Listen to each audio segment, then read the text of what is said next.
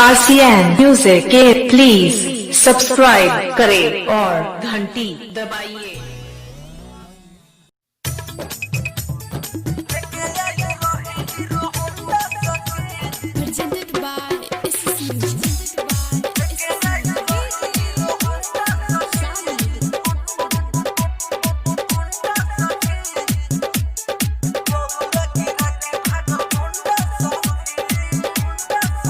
सखिया बेरी छठी घाटे ले रही दौरा हो माथे, ले रही दौरा हो माथे। सखिया बेरी छठी घाटे ले रही दौरा हो माथे। हो नहीं हरन बजैलस आके धाका धुकी कैलस, नहीं हरन बजैलस आके धाका धुकी कैलस। संगे ले रहे झुंडा सखी, लेके आइल रहे हीरो हुंडा सखी। दौरा गिरा के भागल गुंडा सखी, लेके आइल रहे हीरो हुंडा सखी। दौरा गिरा के भागल गुंडा सखी।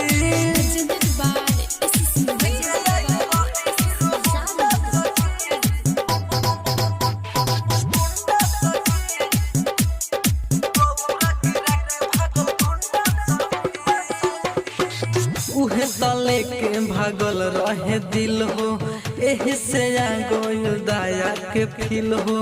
छठी माइयों के माफ कर दीहा, हवे दीवाना हमर मन जिल हो, हवे दीवाना हमर मैसर। उहे तले के भागल रहे दिल हो, एही से आ गइल दया के फील हो। छठी माइयों के माफ कर दीहा, हवे दीवाना हमर मन जिल हो। सॉरी कहले रहे सखी हंस के, कहे दिलावा में रहे धस के। बाकी बाटे मुछा मुंडा सखी, लेके आइल रहे हीरो होंडा सखी। दौरा गिरा के भागल गुंडा सखी, लेके आइल रहे हीरो होंडा सखी। दौरा गिरा के भागल गुंडा सखी।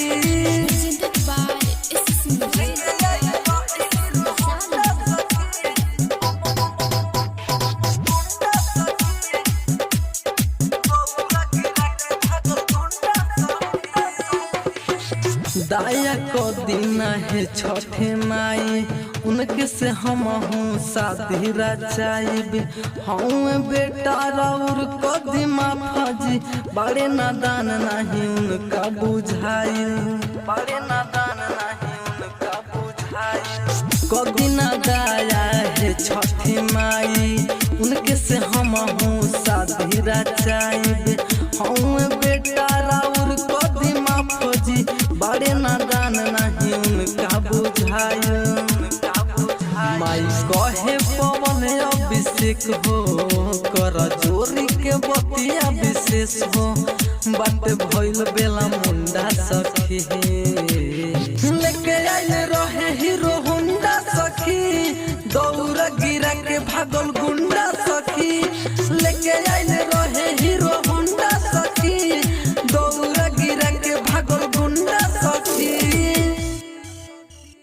Recording studio red angel music Raxaul.